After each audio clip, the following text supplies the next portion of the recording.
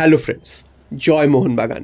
আগামী পরশুদিন ডার্বি। তো ডার্বিতে মোহনবাগানের প্রথম একাদশ কেমন হবে সেটা নিয়ে এই মুহূর্তে আমাদের আলোচনার বিষয়। কারণ মোহনবাগান কেমন প্রথম একাদশ নামাতে পারে সেটা নিয়ে এই মুহূর্তে একটা জল্পনা চলছে। কারণ লাস্ট ম্যাচে আমরা দেখেছিলাম যে দলটা নামিয়েছিলেন মলিনা, সেই দল থেকে খুব একটা বেশি চেঞ্জেস হওয়ার সম্ভাবনা নেই। তবে লাস্ট ম্যাচে কিন্তু আমরা 5 জন গুরুত্বপূর্ণ প্লেয়ারকে পাইনি। তো সেই 5 জনের মধ্যে তো কেউ ফিরে আসবে। হ্যাঁ, 2 জন প্লেয়ার চোট রয়েছে, তারা আসতে পারবে না।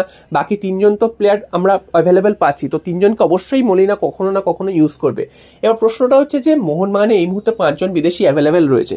তার মধ্যে দিমিত্রি পেটারস সবার লাস্টে এসছে। তিনি এখনো অবধি সেভাবে কোনো ম্যাচ খেলেননি এবং তিনি ম্যাচ ফিট সেভাবে নয়। তো তাকে আমি ছেড়েই বাকি 4 জনের কথা বলছি। 4 জন বিদেশির মধ্যে 4 জনকেই আমরা কালকের খেলতে দেখতে পারি। তবে সেটা একসাথে তাদেরকে নামিয়ে দেওয়া হবে নাকি তাদেরকে ভাগে ভাগে নামানো হবে সেটা কিন্তু কালকের ম্যাচের পরিস্থিতির উপর নির্ভর করছে। কারণ প্রত্যেকে যে প্রচণ্ডভাবে ম্যাচ ফিট বা প্রত্যেকেই যে মানে খুব বেশি ম্যাচ খেলে ফেলেছে এর আগে তা তো নয়। তারা প্রত্যেকেই একটা করে ম্যাচ হয়তো বেশিরভাগ প্লেয়ার খেলেছে কি 2টো ম্যাচ খেলেছে এবং তারপরেই ডার্বির মতন একটা মেগা ম্যাচে নামতে হচ্ছে। তার মধ্যে অ্যালবার্টো রড্রিগেজের চোট ছিল, আগের ম্যাচে তিনি ছিলেন না। তো সেই দিক থেকে দেখতে গেলে এই 4 জন বিদেশিকে একসাথে নাও নামাতে পারে, হয়তো অল্টারনেটিভ করেও নামাতে পারে। তবে 4 জন বিদেশি যে খেলছেন কালকের ম্যাচে কোনো না কোনো সময় সেটা কিন্তু কনফার্ম। এবার দিমিত্রি পেটারস তাকে নামানো হবে কি হবে না সেটা নিয়ে একটা ধোঁয়াশা রয়ে যাচ্ছে। কারণ দিমিত্রি পেটারস তোমাদের যেমনটা বললাম যে লাস্ট মানে ম্যাচটাও তিনি খেলেননি, কয়েকদিন হয়েছেন এসেছেন এবং তারপরও পায়ে বরফ বেঁধে তিনি ঘুরে বেড়াচ্ছিলেন। তো এই অবস্থায় দাঁড়িয়ে দিমিত্রি পেটারসকে হঠাৎ করে নামিয়ে দেওয়া ডার্বির মতন ম্যাচে একেবারেই উচিত হবে না। তিনি যতই বড় প্লেয়ার হোক, বড় ম্যাচের প্লেয়ার হোক, যতই যাই হোক, তো হঠাৎ করে তাকে নামিয়ে দিলে কিন্তু হিতে বিপরীত হতে পারে এবং এটা তো খেলা, এখানে আবেগ দিয়ে ভাবলে হবে না, এটা বুদ্ধি দিয়ে খেলতে হবে। সুতরাং দিমিত্রি পেটারসকে কালকে দেখা যাওয়ার সম্ভাবনা অনেকটাই কম। যদিও তাকে দেখা যেতে পারে সেটা ম্যাচের গুরুত্ব অনুযায়ী, হয়তো শেষের দিকে 10 মিনিট কি 5 মিনিট আমরা দেখতে পেতে পারি। তবে সেটা একেবারেই ম্যাচের গুরুত্ব অনুযায়ী। এছাড়াও মোহনবাগানের কালকের দলে খুব বেশি চেঞ্জেস হবে না। তবে ডিফেন্সে কি হবে সেটা নিয়ে একটা প্রশ্ন এই মুহূর্তে রয়েছে। কারণ আগের ম্যাচগুলোতে আমরা দেখেছি যে একজন বিদেশি হিসাবে সেন্ট্রাল ডিফেন্স হিসাবে একবার অল্টারনেটিভ করে খেলতে টম অলডেট এবং অ্যালবার্টো রড্রিগেজকে। তবে এই ম্যাচটা যেহেতু ইস্ট বেঙ্গল, এখানে চাপ অনেক বেশি থাকবে, তাই জন্য মলিনা হয়তো 2 জন সেন্ট্রাল ব্যাক হিসাবে 2 জন বিদেশিকেই আমরা নামিয়ে দিতে দেখতে পেতে পারি। কারণ এখানে এতটাই প্রেশার থাকবে ডিফেন্সের ওপর, সেক্ষেত্রে দীপেন্দুর ওপর হয়তো ওইভাবে আলাদাভাবে ভরসা করবে না। এছাড়াও 2টো সাইড ব্যাক হিসাবে অবশ্যই অভিষেক সিং এবং আরেকদিকে আশিস রায় থাকবেন এবং মাঝমাঠে অনিরুদ্ধ থাপা থাকবেন এবং সাহাল আব্দুল সামাদ থাকবেন। 2টো উইং দিয়ে অবশ্যই থাকবেন লিস্টন কোলাসো যথেষ্ট ভালো ফুটবল খেলছে। যদি লিস্টন কোলাসো এই খেলাটা কালকের ম্যাচেও বা পরশুদিনের ম্যাচে যদি খেলে দিতে পারে, সেক্ষেত্রে লিস্টন কোলাসো হিরো হয়ে যাবে। লিস্টন কোলাসোর আগের ম্যাচগুলোতে বা আগের বছরগুলোতে আমরা যেগুলো দেখে এসেছি যে তিনি প্রচণ্ড সেলফিশ খেলা খেলতেন। তো এইবার কিন্তু আমরা দেখছি যে তিনি সেই সেলফিশ খেলাটা খেলছেন না। কখন বল ছাড়তে হবে তিনি কিন্তু খুব ভালো ছাড়ছেন এবং তিনি শুধু বল মানে অ্যাসিস্ট করা না, তিনি গোলও করে আসছেন। তো সেদিক থেকে অনেকটাই ইমপ্রুভ করেছে লিস্টন কোলাসো বলা যেতে পারে। এবং ডান দিকে মনভীর সিং নেই, তো সেইখানে কে খেলবেন? অবশ্যই পাসাং দর্জি তামাং, তিনি কলকাতা লিগে দুর্দান্ত খেলছিলেন। তো এবার তিনি বড়দের দলেও খেলবেন। আগের ম্যাচে ডায়মন্ড হারবার এফসি ম্যাচে তিনি খুবই ভালো খেলেছিলেন, ডান দিকটা থেকে অপারেট করেছিলেন। তো তার উপরই ভরসা রাখবে। এবং অবশ্যই ফরওয়ার্ড লাইনে আমরা জেসন কামিংস এবং জেমি ম্যাকলারেন এই 2 জনকেই প্রথম থেকে স্টার্ট করতে দেখতে পেতে পারি। কারণ ইস্টবেঙ্গলকে চাপে রাখতেই হবে, কোনোভাবেই হালকাভাবে নিলে চলবে না। যদি একজন স্ট্রাইকারে শুরু করে, সেক্ষেত্রে অনেকটাই একা পড়ে যাবে, যেই শুরু করুক না কেন। তাই জন্য 2 জন যদি স্ট্রাইকার থাকে, ইস্টবেঙ্গল ডিফেন্স সবসময় ব্যস্ত থাকবে এবং জেমি ম্যাকলারেন যখন তখন ম্যাচের রং বদলে দিতে পারে। আগের ম্যাচেই আমরা দেখেছি যে প্রথম ম্যাচে নেমেই তিনি কিন্তু একটা তো গোল করেইছেন এবং আরও বেশ কয়েকটা গোলের সুযোগ তিনি পেয়ে গেছিলেন, একটুর জন্য তিনি হয়তো মিস করেছেন। আর জেসন কামিংস তিনি যখনই মাঠে থাকবেন, তখনই তিনি ভয়ঙ্কর। এবং গত ম্যাচে আমরা দেখেছি তিনি একটা গোল করিয়েছেন এবং নিজেও একটা গোল করেছেন। তাই এই 2 জনকে আমরা প্রথম থেকেই দেখতে পেতে পারি। এবার হ্যাঁ, ম্যাচের পরিস্থিতি অনুযায়ী হয়তো যদি মলিনা মনে করেন যে কারুকে একটু আগে তুলে নেবেন, সেটা হয়তো তিনি করতেও পারেন। তবে প্রথম থেকেই হয়তো আমরা এই 2 জনকেই দেখতে পেতে পারি। আর এই ফার্স্ট 11 নিয়ে কিন্তু আগামী ডার্বিতে মোহনবাগান নামতে চলেছে, যদি না বড় কিছু এদিক ওদিক চেঞ্জেস হয়। এবং আর এর মধ্যে কিন্তু খুব একটা বেশি ইনক্লুশন হওয়ার চান্সেস কম।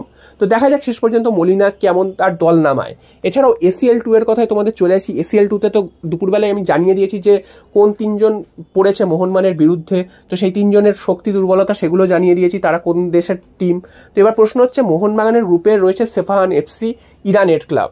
তো তো গতবার আমরা দেখেছিলাম যে ইরানের ক্লাবের সাথে খেলাতে মোহনবাগানের একটা সমস্যা তৈরি হয়েছিল, মোহনবাগান ইরানে খেলতে যায়নি, তাবরিজে খেলা ছিল, সেই ম্যাচটা কিন্তু মোহনবাগান খেলতে যায়নি ট্র্যাক্টর এফসির বিরুদ্ধে, এবং যার ফলে মোহনবাগানকে ACL 2 থেকে বহিষ্কার করে এবং মোহনবাগান আর খেলতে পারেনি।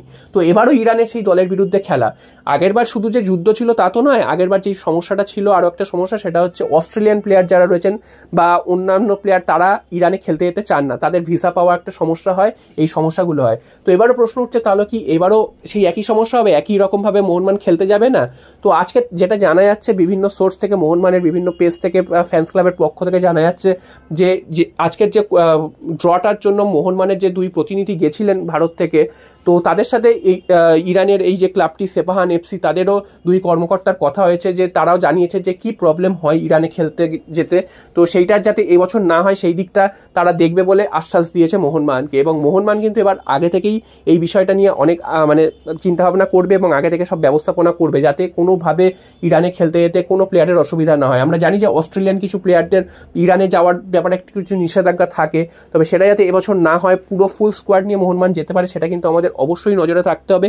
এবং আমাদের কিন্তু ACL 2 এর নেক্সট রাউন্ডে যাওয়ার অনেকটাই বড় সুযোগ রয়েছে, কারণ মোহনবাগান যে গ্রুপটা পড়েছে সেটা কিন্তু খুবই ভালো একটা গ্রুপ মোহনবাগানের জন্য, খুব যে কঠিন গ্রুপ তা নয়, মোহনবাগানের কিন্তু অন্তত রাউন্ড অফ 16-এ যাওয়া উচিত যে গ্রুপটা পড়েছে। তো মোহনবাগান যদি নিজেদের খেলাটা খেলতে পারে সেক্ষেত্রে কিন্তু মোহনবাগান যেতে পারে, এই বিশ্বাসটা আমাদের সমর্থকদের রয়েছে।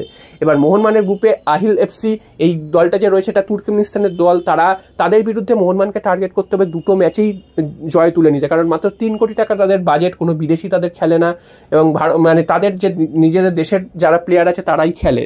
এবং ইস্টবেঙ্গল এই দেশেরই আরেকটি দলের সাথে খেলেছে, আরকাডাক, তারাও কিন্তু ACL 2-তে রয়েছে। তো সেই আরকাডাক, তারা চ্যাম্পিয়ন দল ছিল, তাদেরকে কিন্তু ইস্টবেঙ্গল একটুর জন্য হারাতে পারেনি, নাহলে ইস্টবেঙ্গলই কিন্তু জিতে যেতে পারতো। তো সেই দলেরই সেখানকারই রানার্স আপ দলের বিরুদ্ধে মোহনবাগান খেলবে, তো এই ম্যাচটা মোহনবাগানের জন্য সহজ হওয়া উচিত। এবং তাদের দেশের যে লিগ বা তাদের দেশের যে মানে খেলোয়াড়দের মান, সেই হিসাবে ভারতীয় ফুটবলের মান কিন্তু একটু হলেও বেশি। তো দেখা যাক শেষ পর্যন্ত কি হয়। এছাড়াও কিন্তু বাকি যে 2টো দল রয়েছে তার মধ্যে সেফাহান ইরানের, তারা যথেষ্ট ভালো দল, তারা প্রত্যেক বছর ACL 2 খেলে, নিয়মিত খেলে, এবং এর আগে তারা ফাইনালেও খেলে এসছে, রানার্স আপ হয়েছে। তো সেই দলের বিরুদ্ধে বেশি কিছু আশা না করাই ভালো, তাই সেখান থেকে যদি 1 পয়েন্টও নিয়ে আসতে পারে এটা আমাদের জন্য অনেকটাই বেশি হবে। আর বাকি রয়ে গেল আরেকটি দল আল হুসেইন, জর্ডনের টিম। জর্ডনের কিন্তু এই দলটি যথেষ্ট কঠিন একটা দল, যদিও তাদের ACL 2-তে মানে খুব একটা ভালো রেকর্ড নেই, 20 বছর আগে শেষবার খেলেছিল, তারা আবার এইবার খেলতে আসছে, এবং সেখানেও কিন্তু তারা যে খুব ভালো রেজাল্ট করেছে তা কিন্তু নয়। যদি হ্যাঁ, গত বছর তারা খেলেছিল, গত বছর তারা কিন্তু রাউন্ড অফ 16 অবধি পৌঁছেছিল, তবে তাদের কিন্তু রেজাল্ট খুব একটা ভালো নয়। যদিও জর্ডনের জাতীয় লিগে তারা কিন্তু যথেষ্ট ভালো ফুটবল খেলে, তারা এই বছর রানার্স আপ হয়েছে, এবং এছাড়াও তাদের যে কাপ হয় সেই কাপে তারা কিন্তু চ্যাম্পিয়ন হয়েছে। তো জর্ডনের অন্যতম সেরা দল কিন্তু এই আল হুসেইন, এবং এই জর্ডনের জাতীয় দলের ম্যাক্সিমাম প্লেয়াররা কিন্তু এই আল হুসেইন ক্লাবটিতে খেলে। তো এইটা মোহনবাগানের জন্য খুব কিন্তু 50-50 একটা ম্যাচ হবে। মোহনবাগানকে এই ম্যাচ থেকেই কিন্তু মানে এইটাই কিন্তু মোহনবাগানের টার্নিং পয়েন্ট। এই ম্যাচ থেকে যদি মোহনবাগান পয়েন্ট নিয়ে আসতে পারে সেক্ষেত্রে কিন্তু মোহনবাগানের সামনে সুযোগ থাকবে পরবর্তী রাউন্ডে চলে যাওয়ার, এবং পরবর্তী রাউন্ডে যদি যেতে পারে সেক্ষেত্রে কিন্তু আল নাসেরের সাথে খেলা হওয়ার একটা সুযোগ থেকে যাবে, সেক্ষেত্রে রোনাল্ডো হয়তো কলকাতায় আসতে পারে। তো মোহনবাগানকে সেই স্বপ্নটাই দেখতে হবে যে অবশ্যই এই গ্রুপ থেকে পরবর্তী রাউন্ডে যাওয়া, এবং আমাদের সামনে আরও একটা মানে আমাদেরকে স্বপ্নের সামনে দাঁড় করানো। তো দেখা যাক শেষ পর্যন্ত